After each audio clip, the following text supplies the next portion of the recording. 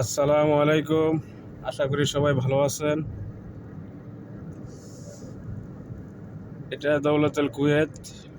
এখানে নতুন বাসাবাড়ি হচ্ছে কুয়েতিদের।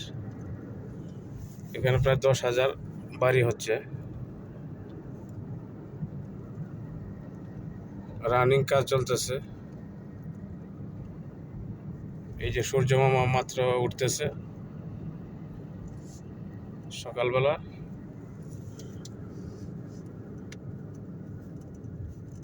তো এখানে আসতে ইচ্ছুক অন্যান্য দেশের চেয়ে।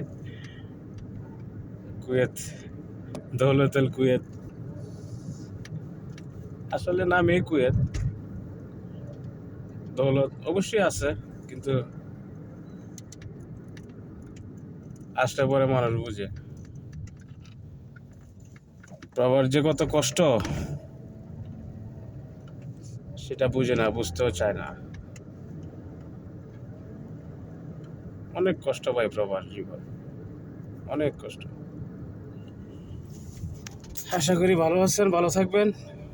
ওকে, আল্লাহ হাফেজ, বাই বাই।